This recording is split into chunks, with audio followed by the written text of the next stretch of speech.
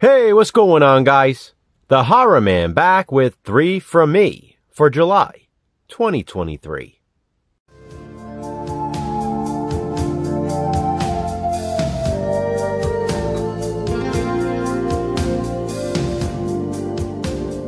As you probably know by now, 3 from me is when I recommend 3 movies I watched the previous month. They are not always necessarily horror films, and they are not always first-time watches. They are simply 3 movies I watched over the course of the month that I think deserve more attention. I had quite a few worthy options for July, but ultimately I narrowed it down to 3 movies that were actually released this year. Each of these 3 from me are 2023 films. First up is Knock at the Cabin.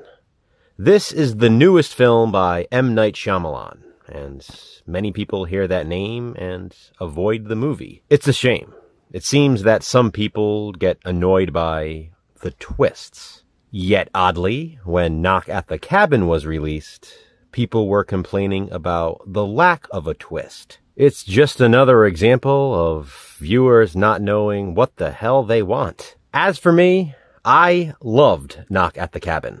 I remember being super excited about it when I first saw the trailer. Then the movie was released in theaters and the trash talking began. I decided to wait for a physical release, but my son did see it at the cinema, and he loved it. Then I actually found this DVD brand new and still sealed at the thrift store last month, so I took it home and finally watched it. As a matter of fact, I watched Knock at the Cabin twice last month. That first time alone, and a second time with Jason, which was his first time watch. It blew me away the first time, and I probably liked it even more on the second watch. Dave Bautista, by the way, was fantastic in it. Knock at the Cabin may be my new favorite M. Night Shyamalan movie, and I definitely recommend it. My next recommendation is one about which I was on the fence. Beau is Afraid. Beau is Afraid is the most recent film from Ari Aster, the director of Hereditary and Midsommar.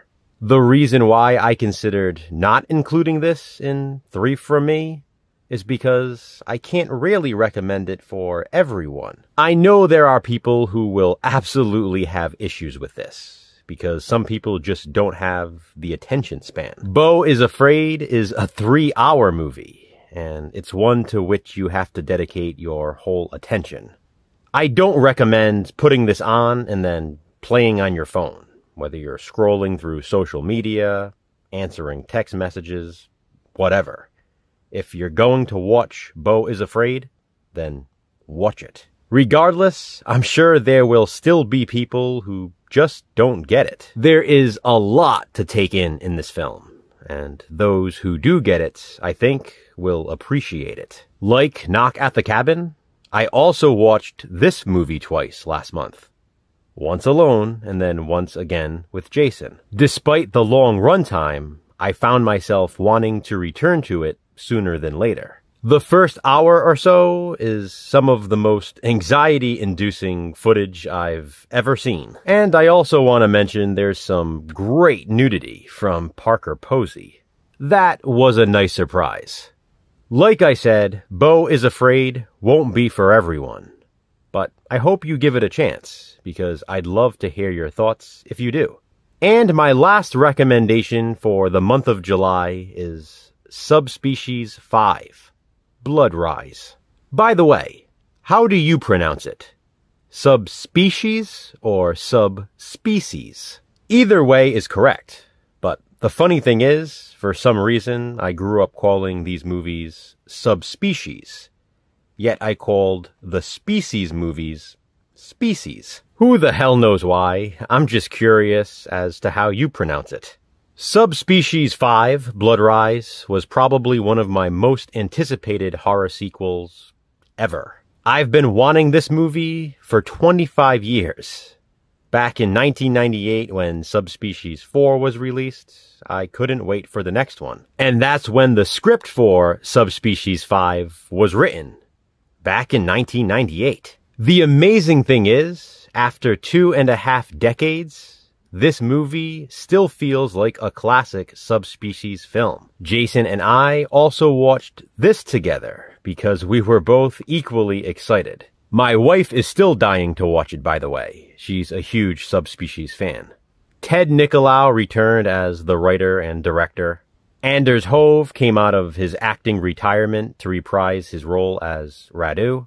And franchise regulars Denise Duff and Kevin Spirtus also returned. As far as full moon features go, this is a well-made film.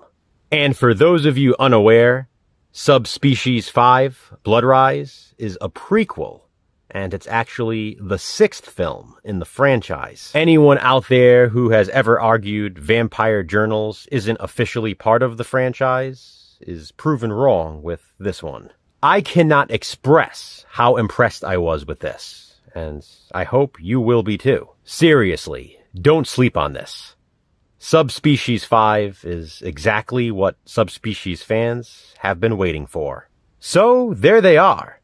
3 from me for July 2023. What do you think? Which of the 3 are you most interested in checking out? Comment below and let me know. Thanks for watching, guys. Hit that thumbs up and be kind. Subscribe.